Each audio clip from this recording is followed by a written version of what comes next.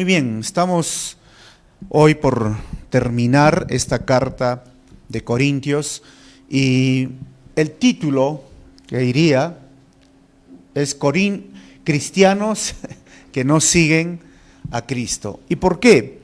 Porque recordemos que cuando Pablo llega a Corinto, encuentra una ciudad que está sumergida en la idolatría.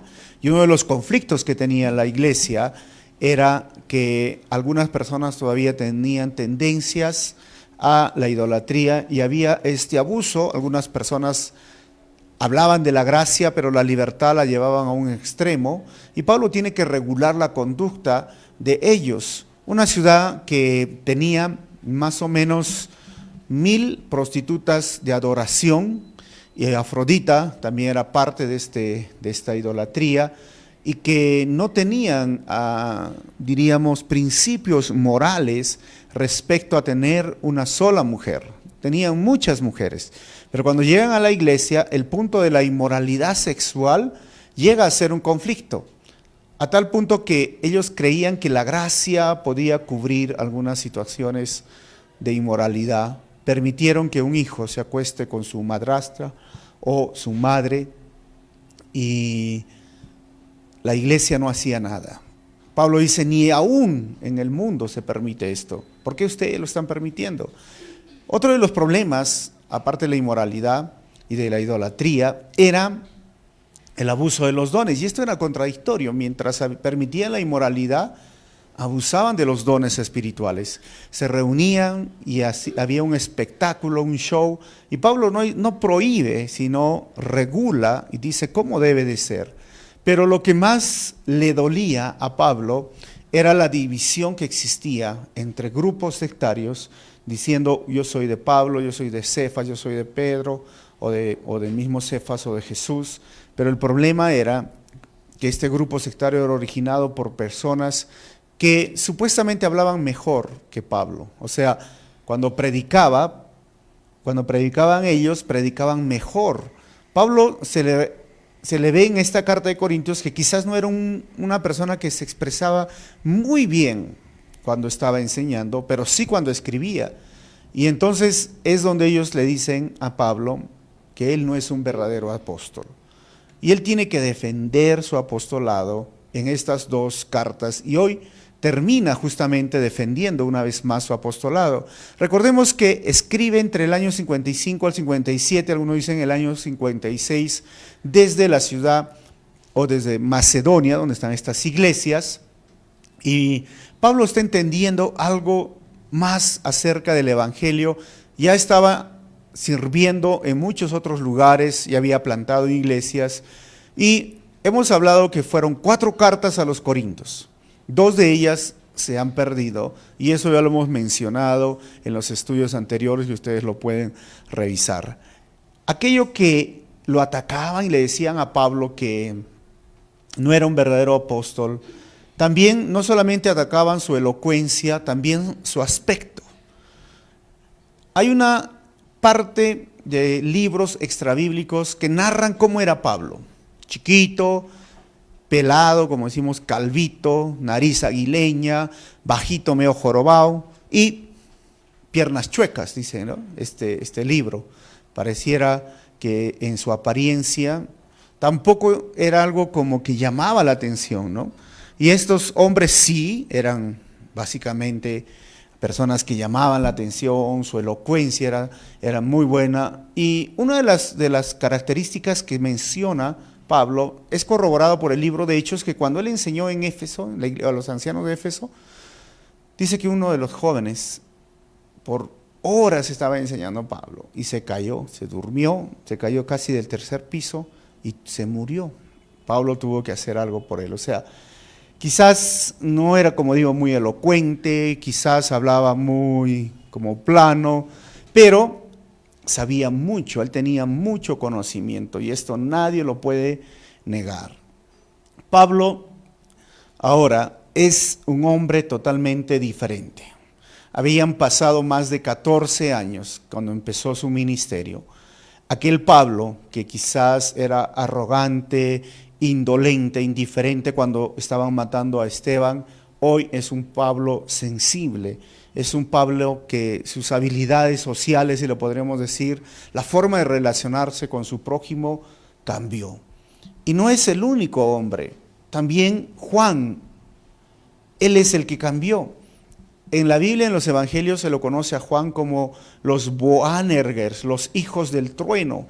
Eran estos hombres que cuando un día Jesús lo rechazaron en un pueblo, dijo: Jesús, ¿por qué no mandas que caiga fuego del cielo y consuma a estas personas? Eran enojones, eran renegones. Pero después Juan escribe en su carta de primera de Juan que dice: amémonos unos a otros, ¿no? Hijitos, o sea, el cariño, el afecto había cambiado. Y esto es lo que debe de producir el evangelio, el cristianismo, el Espíritu Santo en nuestras vidas. Si antes éramos, hoy no debemos de ser. ¿Qué éramos antes? Renegones, enojones, como decimos, belicosos, pelincos, iracundos, soberbios, mentirosos, fanfarrones. Hoy nuestra vida debe de ser diferente. Y si no es diferente, es porque quizás no estamos conociendo al Dios de la Biblia y hemos abrazado al Dios de una religión. Y Pablo va a llamar la atención claramente en estos versículos finales, tratando de decir, ¿son cristianos que realmente siguen a Cristo o son cristianos que no siguen a Cristo? Porque esto es lo que existe hoy en un relativismo moral. Entonces, Pablo, en la primera parte, anima a los corintios que se examinen antes de su visita. Del 1 al 4, Pablo promete ir y actuar con indulgencia, sin indulgencia. Del 5 al 10, Pablo pide que se examinen a sí mismo. Y la segunda parte ya es la conclusión de la carta. Versículo 11, la exhortación final, y el 12 al 14 son las palabras finales. Versículo 1 dice lo siguiente: esta será la tercera vez que los visito.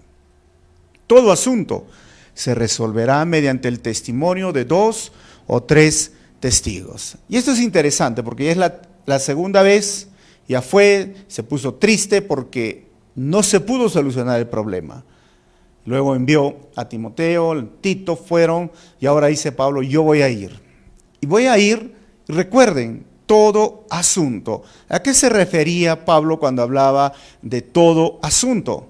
Primero, se puede referir a la evaluación de la iglesia por Pablo. Pablo plantó esta iglesia. Eran como sus hijos espirituales. Y había pasado 18 meses enseñando la palabra del Señor. Y dice, todo asunto, es decir, vamos a ir evaluando uno por uno a los hermanos si realmente han hecho o no han hecho, pero voy a ir a visitarlos. Segundo, se refiere a la disciplina de la iglesia. Esta disciplina que estaba relacionada a un grupo que estaba dentro de la iglesia. Primero, el grupo de división que hemos visto en 1 Corintios, del 1 al 4, o el grupo inmoral, que está en capítulo 12, versículo 21, o los superapóstoles, o esos falsos maestros, hermanos, que esas tenían conexiones en Jerusalén y el judaísmo, que básicamente esos capítulos 10 al 13, especialmente el 11 del 13 al 15, mencionan claramente todo esto.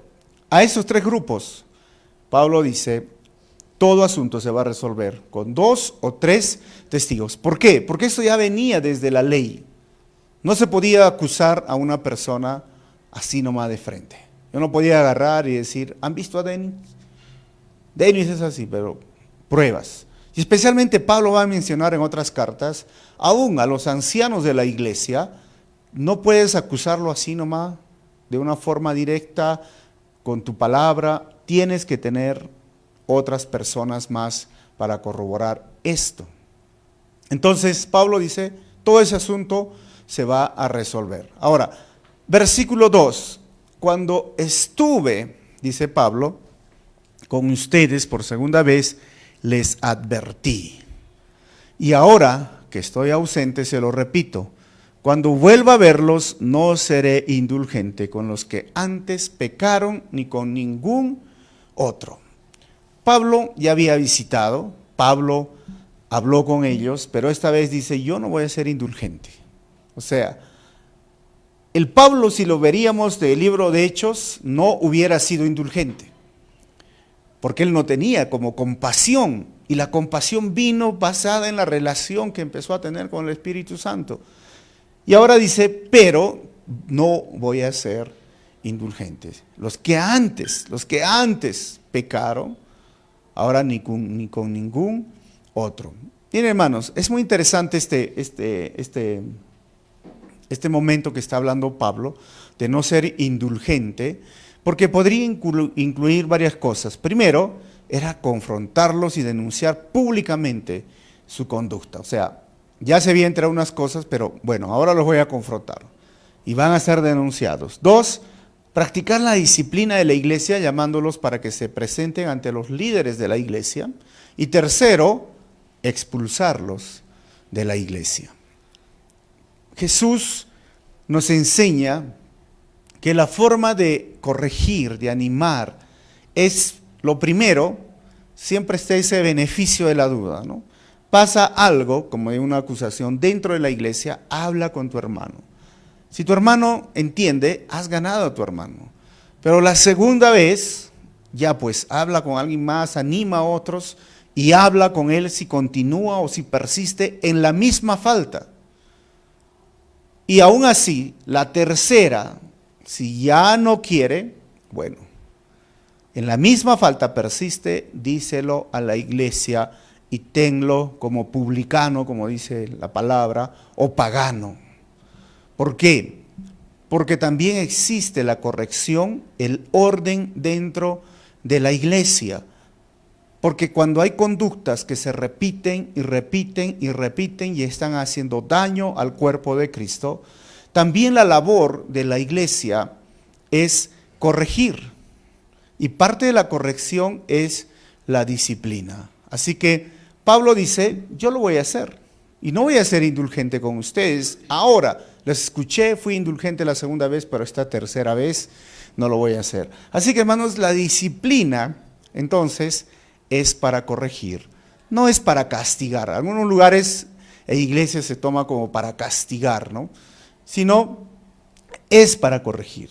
Pero a la gran mayoría no les gusta la corrección en su conducta.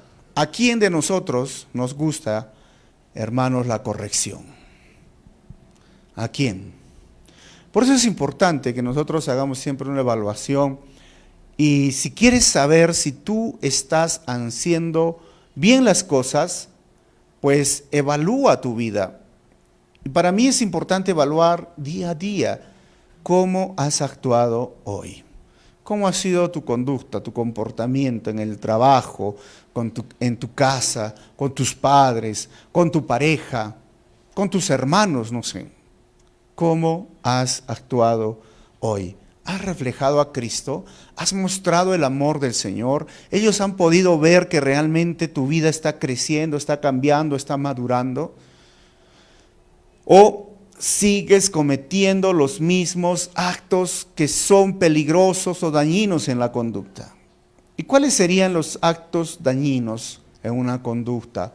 Miren, hermanos, el chisme es destructivo en una iglesia, en un grupo de amigos. Las murmuraciones, el sectarismo, el hacer grupitos, el tener todas estas características dañan así despacito, despacito, y luego, como tenemos un dicho, que de una pluma arman una gallina. De algo tan pequeño se tergiversa y luego daña y daña y daña, y esto ha destruido muchas iglesias. La forma de relacionarse en su vida sexual también ha dañado muchas iglesias y muchos grupos. Pero una conducta, una vez, 2 veces, ya no debemos ser indulgentes cuando es la tercera vez, porque esta persona no quiere arrepentirse, esta persona no quiere ser ayudada. Entonces, la disciplina sucede para corregir, no para castigar. Pero muchas veces, como digo, a la gran mayoría no les gusta corregir, ser corregidos, porque si yo les confrontara y si ustedes me confrontaran a mí, oye, nosotros inmediatamente pondríamos una barrera. ¿A quién de nosotros, por ejemplo, le gusta, oye, tú eres mentiroso? Y el mentiroso va a decir, ¿yo mentiroso? Esa es una mentira, el mentiroso serán ustedes, ¿no? Oye, eres chismoso. ¿Yo chismoso? No soy chismoso, los demás son los chismosos porque yo solo hablé. La culpa es del que habló por allá. O sea, no nos gusta, pero hay que recordar que es muy dañino estas circunstancias. Versículo 3. Dice Pablo, ya que están exigiendo una prueba de que Cristo habla por medio de mí, Él no se muestra débil en su trato con ustedes, sino que ejerce su poder entre ustedes. Entonces Pablo era acusado de que Cristo, dice, no hablaba por medio de él. Porque como les digo, quizás su forma de hablar era muy plano, muy sencillo, muy maestro y hablaba. A veces hay maestros así, ¿no? Que enseñan la Biblia y te hablan, y si no estás muy concentrado, no le puedes captar. Hay algunos que sí, los analíticos, los que tienen este estilo de aprendizaje. Pero los que tienen ese estilo de aprendizaje a veces que son aquellos que les gusta con ejemplos, con historias, ¿no? Cuando escuchan pura teoría, se pierden y se duermen y les da sueño. Pero cuando hay uno que habla con solo ideas, figuras, analogías, y los que son analíticos en su mente están pensando, este no ha dicho nada, no está diciendo nada. ¿Qué habla? Todo pura historia, solo cuenta, había una vez y me acuerdo. Entonces, a Pablo le acusaban de esto. Quizás no eran esos típicos predicadores que en el nombre del Señor. Yo recuerdo un predicador que aquí en Ica decía, y el Señor te dice, lo señalaba así y se asustaba, que te arrepientas. Ahí el otro. Y todo se venía por acá, por allá. Entonces no era así Pablo, pues, ¿no? Quizás más plano. Y entonces le acusaban, decía, Cristo no está hablando por medio de él. Y si es débil, mira, Cristo no lo es. Versículo 4. Dice, es cierto que fue crucificado en debilidad, pero ahora vive por el poder de Dios. De igual manera, nosotros participamos de su debilidad, pero por el poder de Dios viviremos con Cristo para ustedes. Miren, Pablo dice, aún lo cuestionaban a Cristo. Sí, Cristo fue crucificado, sí en debilidad, sí, es como los romanos lo tomaron, lo maltrataron, lo azotaron, se burlaron, lo escupieron, básicamente hicieron una mofa del Señor. Eso sí, puedes decir, pero sabes, Él vive. Y Él vive por el poder de Dios. Entonces Pablo dice, de la misma manera nosotros participamos de su debilidad. ¿Puedes decirme que soy débil? Sí, porque sabes que yo me identifico con Cristo. Porque a Pablo le decía, es que es muy débil, muy así, suavecito. No son como los otros superapóstoles. Pero como les dije al principio, se imaginan al Pablo del Hechos capítulo 6, cuando están apedreando a Esteban, y al Pablo de ahora, cambió bastante su vida. El indolente, el que no tenía compasión, ahora era sensible, era amoroso. ¿Por qué? Porque él quería parecerse a su maestro. Y si su maestro murió diciendo, se burlaban y era porque era débil, porque no abrió su boca, él decía, bueno, yo voy a participar en su debilidad. Esto sucede, hermanos, cuando nosotros ponemos en práctica el Evangelio y queremos parecernos al Maestro. Porque hay unos que tienen, como digo, esa sangre RH vengativa, ¿no? Y se ponen bravos y dicen, el que me busca me encuentra. Y son cristianos así, ¿sabes qué? Si quieres, con esta mano yo soy amor, pero con esta mano soy chicote. No, pues hermanos, Jesús nunca fue así. Jesús se relacionó con las personas y fue amoroso y cariñoso, porque hubo un cambio en su vida. Igual yo puedo decir de mi vida, si ustedes me conocieran hace años, hermanos, quizás de repente ni siquiera me hablarían, no me abrazarían, hermanos. ¿Quién? ¿Cómo? Y si yo te hubiera conocido hace años, hermano, ¿cómo serías? terrible, perdido, soberbio, orgulloso, no sé, arrogante. Pero es porque la imagen de Cristo va formándose en nosotros y queremos ser como el Maestro. Fue manso, pero no menso como dicen algunos, ¿no? Fue manso y humilde. Y la humildad debe de ser una característica del cristiano. El amor debe de ser una característica del cristiano.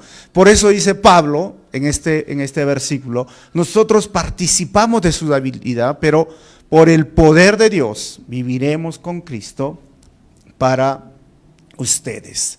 Pablo siempre tenía esta unión de la vida, la muerte, el sufrimiento, aún la resurrección de Cristo. Si lees todo el capítulo de Romanos, el capítulo 6 de Romanos, te vas a dar cuenta que Pablo habla mucho sobre este tema. Vamos a leer solamente unos párrafos que nos van a ayudar a entender cómo es que él se identificaba y nos anima a que nos identifiquemos. Romanos capítulo 6, versículos 5 al 7 dice, en efecto, si hemos estado unidos con él en su muerte, sin duda también estaremos unidos con él en su resurrección. Versículo 6, sabemos que nuestra vieja naturaleza fue crucificada con él para que nuestro cuerpo pecaminoso perdiera su poder, de modo que ya no siguiéramos siendo esclavos del pecado, porque el que muere queda liberado del pecado. Porque la gran pregunta de los corintios y de los romanos era igual, ¿qué vamos a decir? ¿Seguiremos pecando para que la gracia aumente? Pablo dice, en ninguna manera, ustedes ya han muerto en Cristo.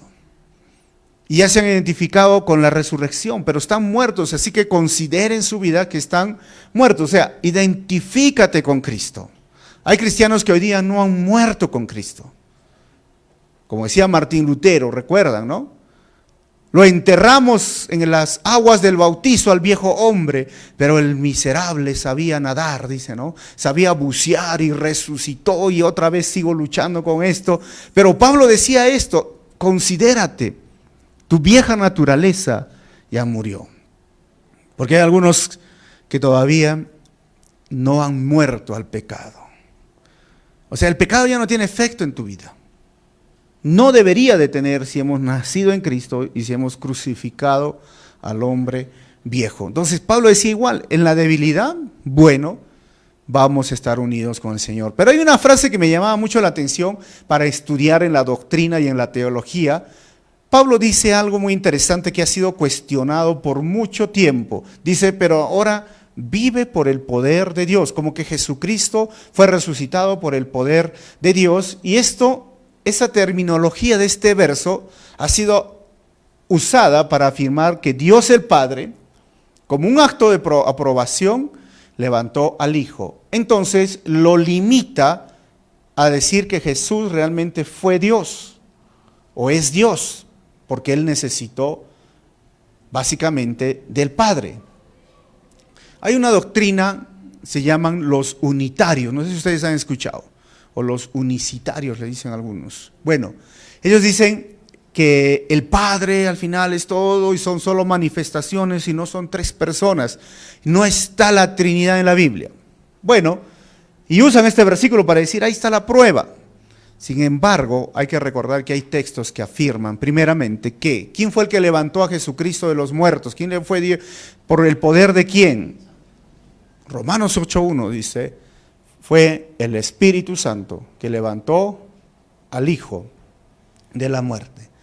En Juan, capítulo 2, versículo 19 al 22, capítulo 10, 17 al 18, ¿qué dice? Que el Hijo se levantó a sí mismo.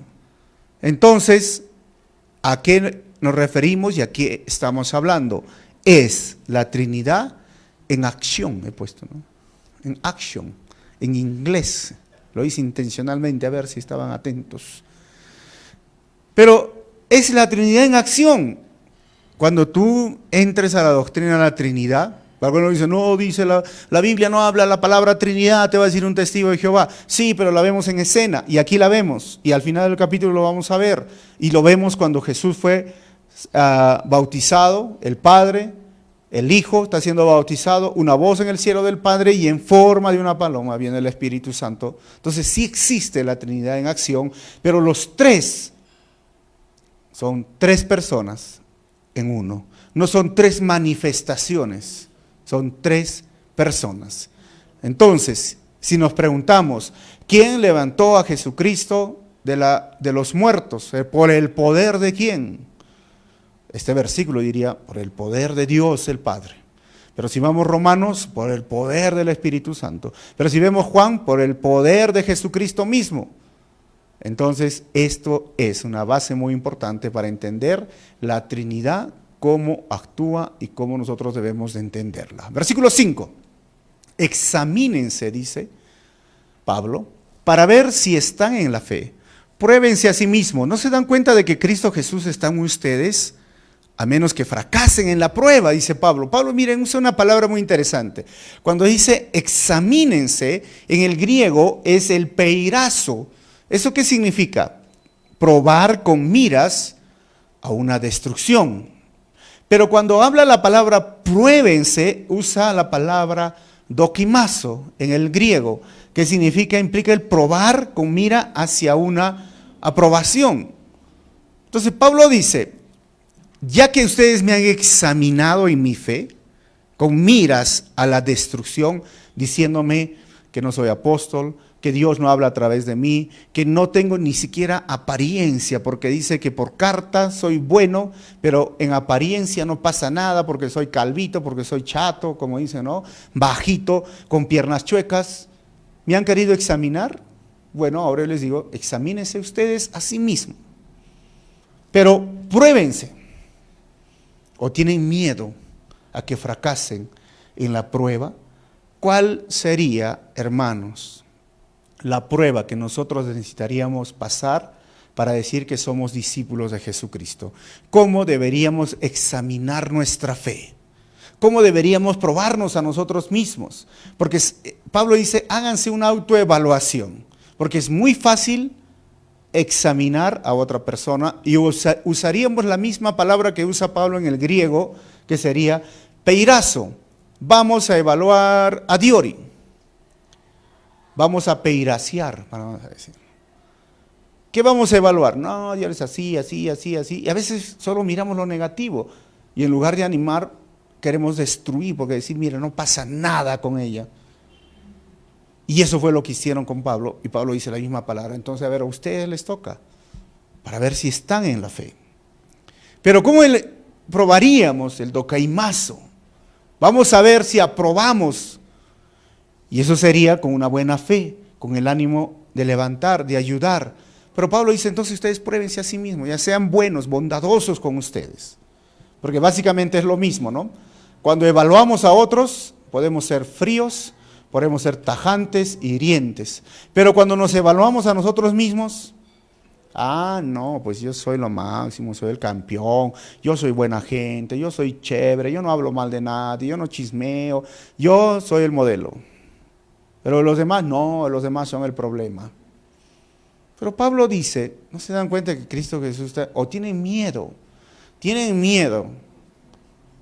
al fracaso, que han fracasado en su fe? Si nos usaríamos una radiografía, diríamos, ¿no?, espiritual, ¿qué está dentro de ti? Cristo, viene acá una figura, ¿no? Cristo vive en ti, o todavía está el orgullo, la mentira, el chisme, todavía está la altanería. ¿Qué está dentro de ti? Hermanos, si no estamos dando pasos concretos para crecer y reflejar la imagen de Dios, entonces pasan los años y estamos alejándonos de Él. Nos estamos volviendo en aquello que Dios siempre reprochó y condenó en su tiempo. ¿Sabes qué? Líderes religiosos, fariseos, saduceos, hipócritas los llamaba, que quieren exigir a otros que vivan su cristianismo, pero ustedes mismos no viven su cristianismo. Quieren exigir a otros que se porten bien, pero ustedes mismos son sepulcros blanqueados, por afuera bien cambiados, bien bonitos, bien maquillados, pero por dentro están podridos, llenos de odio, de rencor, de mentira, de avaricia, de codicia. Es decir, esto, si no nos examinamos, si no reflejamos la imagen de Cristo y pasan los años y seguimos siendo los mismos, no nos acercamos, al contrario, nos estamos alejando de Él. Versículo 6, espero que reconozcan que nosotros no hemos fracasado. Pablo dice, yo no he fracasado. Pues. Versículo 7, pedimos a Dios que no hagan nada malo, no para demostrar mi éxito, sino para que hagan lo bueno, aunque parezca que nosotros hemos fracasado. Versículo 8, pues nada podemos hacer contra la verdad, sino a favor de la verdad. 9, de hecho, nos alegramos cuando nosotros somos débiles y ustedes ¿qué son? Fuertes. Y oramos a Dios para que los restaure plenamente. Pablo dice, yo no he fracasado. Mira, ahí está la iglesia de Corintios y sí hubo ese desorden, división, inmoralidad, abuso de los dones. No es porque yo como plantador de iglesia o evangelista, misionero, pastor, apóstol haya fracasado, sino es que entró grupos y la conducta de los hermanos no fueron las correctas, se olvidaron de quién eran en Cristo. Pues yo les pido ahora y oro por ustedes para que anden correctamente. Y él por eso dice, nos alegramos cuando nosotros como débiles y ustedes fuertes. Es la misma, diríamos, actitud de un padre. Un padre no se alegra cuando su hijo está débil, ¿o sí? No, yo no he visto a una mamá que cuando su hijo fracasa, salta de alegría y dice, así te quería ver, zamarro. No creo, ¿no? Sino que cuando, a pesar de lo que haya hecho su hijo, y si su hijo fracasa o lo ve débil o lo ve triste, la madre llora, lo busca y quizás es la única persona que está ahí. A pesar de que ni el hijo lo quiere a su lado, pero la madre quiere estar ahí. Es el mismo corazón del apóstol, porque Cristo vive en él. Dice, miren, cuando aunque me digas que soy débil y ustedes son fuertes, me alegro. ¿Por qué? ¿Cuál es la labor pastoral? ¿Cuál es la labor de cada uno de nosotros? Ver nacer a los nuevos cristianos. Pero no solo nacer, ¿qué ver? Crecer, no solo crecer, tienen que madurar y luego que madurar tienen que servir y luego liderar y luego multiplicar. Esta es la labor de cada uno de nosotros y aún de los que están en ministerio o los pastores. No podemos limitar nuestra labor y decir, bueno, yo ya prediqué, nació. Pero no, también tiene que crecer, también tiene que madurar, también tiene que servir. Mismo Mateo 28, 19, que dice, vayan, prediquen el evangelio a todas las naciones, pero ¿qué dice? Hagan discípulos. Y que se bauticen, que crezcan. Y el discipulado no se refiere a un librito que pasamos, el discipulado. Jesús pasó 3 años, hermanos.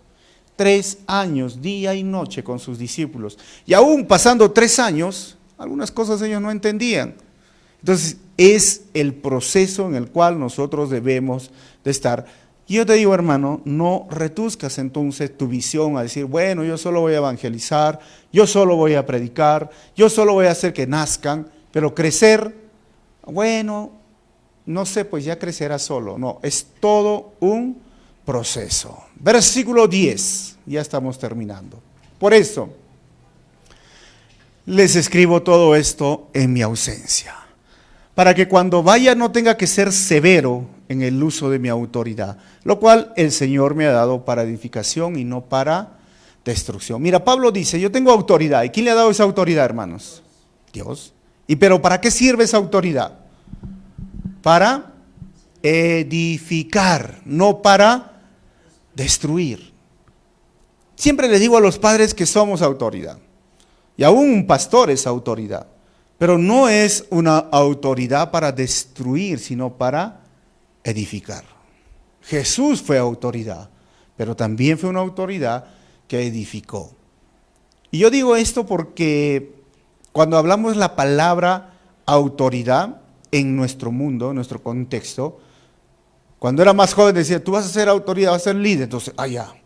Entonces, yo soy el que voy a ordenar, yo soy el que mandar, yo voy a ser, todos me tienen que obedecer y el que no me obedezca, lo pongo patitas a la calle, como dicen, ¿no?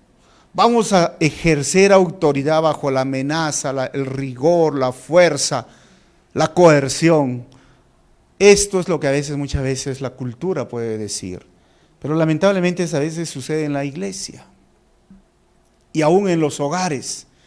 Pero Pablo dice, autoridad para edificación solamente viene cuando entiendes que tú eres una autoridad y debes ejercerla con amor. Cuando ejerzas una autoridad con amor, tu autoridad será para edificación.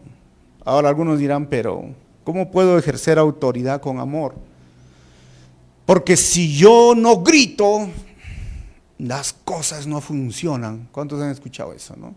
Si no riño, si no hago algo, la gente no se mueve.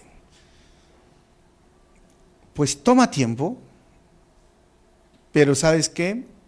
Reflejar a Cristo y entender que el Señor te puso en ese lugar, porque no es el hombre, es Dios. Por eso Pablo dice, yo tengo la autoridad porque el Señor me la dio. O sea, si me la diera el hombre, bueno, tendría miedo. Pero si tú estás seguro de que Dios te dio la autoridad, y deberías de estar seguro porque eres papá, pero si estás en el liderazgo del ministerio también porque el Señor te ha puesto ahí, entonces ejerzamos autoridad con amor. ¿Para qué? Para poseer una autoridad que edifica. Versículo 11 dice, en fin, hermanos, y ahí es el centro, el corazón de este capítulo. Alégrense, busquen su restauración, hagan caso de mi exhortación, sean de un mismo sentir, vivan en paz y el Dios de amor y de paz estará con ustedes. Miren lo que dice Pablo, me llama mucho la atención. Alégrense. ¿Cómo podríamos alegrarnos, hermanos? Algunos son alegres cuando les llega su salario, hermanos, no, felices.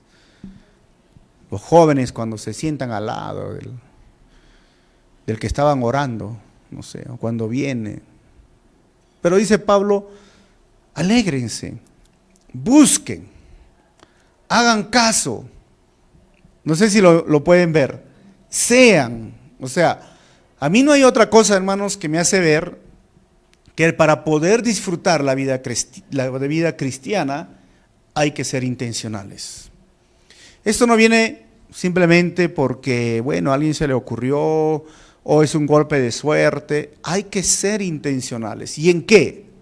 Según este versículo, en buscar la restauración. Va a venir la alegría cuando busquemos la restauración, pero ¿restauración de qué? Pues Pablo claramente está diciendo que hay conflictos dentro de la iglesia. Pero tenemos que ser intencionales en buscar la restauración. No podemos quedarnos así con este resentimiento. Y a veces algunos se hablan, ya vamos a hablar, dice, vamos a encarar, no se usan las palabras, pero igual se salen con el corazón todo destruido, amargado. Entonces, ¿dónde está la restauración? En la restauración se basa en el perdón y de decir simplemente, Señor, te perdono, y si había una deuda que tú me tenías que pagar, ¿sabes qué? Lo dejo al Señor y salgo libre sin deuda. Y debemos ser intencionales en la restauración. Luego dice Pablo, pues escuchen los consejos, hay que hacer caso a los consejos. Es tan triste, hermanos, que personas vienen por consejos y nunca hacen caso a los consejos. Y a veces vienen a buscar consejería para ver si que lo que ellos piensan que está equivocado y en contra de la palabra, está bien, para que tú le digas, sí, está bien. Y si tú le dices, está mal, el pastor está equivocado. Entonces, ¿para qué viene a buscar consejo, hermano? Hay que ser intencional, hacer caso a los consejos. Tercero, ser de un mismo sentir. Y esto es muy bonito, porque por eso estamos diciendo, hay que tener ese ADN de la iglesia, hay que pensar y mirar cuáles son las metas, qué nos une. Debe de unirnos la pasión por las almas, la pasión porque hay tantas personas que no conocen al Señor, por mostrar al mundo que está muriendo de amor, una iglesia llena de amor, por ayudar al necesitado. O sea, que seamos de un mismo sentir, buscar las cosas que nos unen y no las que nos desunen. Cuando hablamos del mismo sentir, no significa que hoy día todos tomamos café. Y si no tomamos café, no somos del mismo sentir. No, hermano, puede ser que no me guste el café, voy a tomar agua, y al otro le gusta su matecito de coca. Esas cosas hay libertad. Pero hay cosas que nos unen, y hay que ser intencionales. Y luego dice, vivir en paz. ¿Cómo podemos vivir en paz en medio de tantos conflictos, hermanos? ¿Cómo? Un día estaba manejando y había un perrito tirado en la pista. No sé si ustedes aún les ha tocado, ¿no? Y ahí tirado, durmiendo. Y le tocas la bocina y está en tu carril, pero el perro ni le importa. Y da ganas de irse de frente, hermanos. Y a ver si se despierta, pero hay que dar la vuelta y se va. Y eso es estar en paz.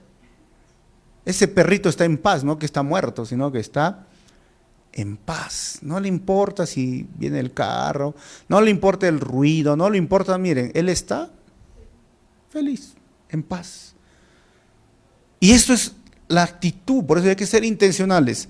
Tenemos deudas, tenemos problemas, el trabajo no es nada sencillo, la pareja no es nada sencilla, los hijos no son sencillos, pero ¿cómo puedo vivir en paz? Hay que ser intencional.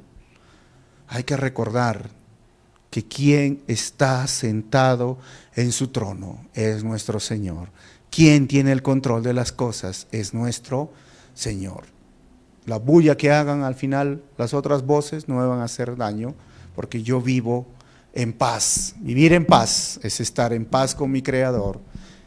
En cuanto a nosotros estamos en paz con el prójimo y en paz conmigo mismo. Esto no viene del corazón, porque del corazón vienen los malos pensamientos, los hurtos, los adulterios, las fornicaciones, sino viene de entender que estamos en Cristo. Estoy en paz porque estoy en Cristo. No lo merezco, es la gracia inmerecida, lo recibo y voy a estar en paz con mi prójimo. Mi prójimo tampoco merece que esté en paz con él, pero estoy en Cristo. Tampoco yo me miro al espejo y digo, ¿cómo puede ser así? ¿Por qué sigues haciendo lo mismo?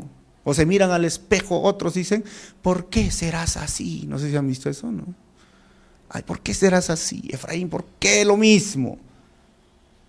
Pero viene de estar en Cristo soy aceptado, en Cristo soy perdonado, en Cristo, una vez más, puedo ser, por la gracia del Señor, una vez más, crecer, pedir perdón, restaurar y decir, no quiero volver a cometer esto, porque estoy en Cristo. Por eso no viene del corazón, hermanos, en Cristo. Termino con los saludos finales, las palabras finales de acá, versículo 12. Salúdense unos a otros con un beso santo. Ya les enseñé qué es el beso santo, ¿no, hermanos? Ese beso en el cachete, no es un beso santificado, un chape santificado. Aunque yo tengo un tema para los jóvenes que se llama el chape santo, les enseño a chapar santamente. Este es un beso en la mejilla, en el oriente se dan como los argentinos, los uruguayos, paraguayos, algunos chilenos se dan, ¿no?, su besito entre hombres, estoy hablando, no estoy hablando hombre-mujer, entre hombres. Así que si vas a Argentina, te van a inaugurar ahí, hermano, tu beso santo te van a dar. Versículo 13, todos los santos les mandan saludos. ¿Quiénes serán los santos? Los santos, hermano, nosotros somos santos. Ustedes, hermanas, son santas en el Señor. 14. Que la gracia del Señor Jesucristo, el amor de Dios y la comunión del Espíritu Santo sea con todos ustedes. Miren qué bonito. Y este versículo también habla de la Trinidad. ¿Ven la Trinidad ahí? Miren, dice, ¿la gracia de quién? Señor Jesucristo. ¿El amor de quién? De Dios. Y la comunión del Espíritu Santo. O sea, ahí están los tres. Porque dicen, no, es que los unitarios dicen, el Dios se manifestaba así como Jehová en el antiguo, ahora pues como Jesús, y ahora como el Espíritu Santo, no puede ser tres personas, es uno, ¿no? Entonces, ¿por qué los menciona a los tres de forma diferente? Es la Trinidad, son tres personas.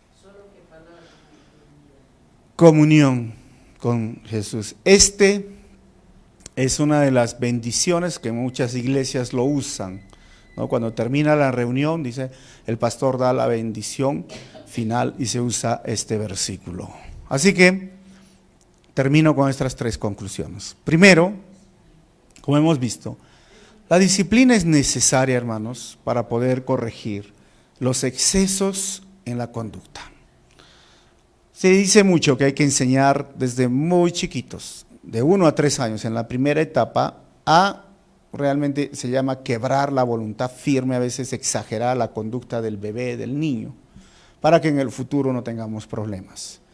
Es igual en la iglesia. vienen con una conducta totalmente aprendida y mal aprendida de muchos años.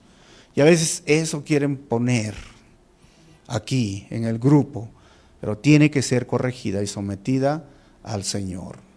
Número 2, examinar es preguntarse. ¿Cómo examinaría mi vida? Yo tengo una pregunta, ¿sabes cuál sería?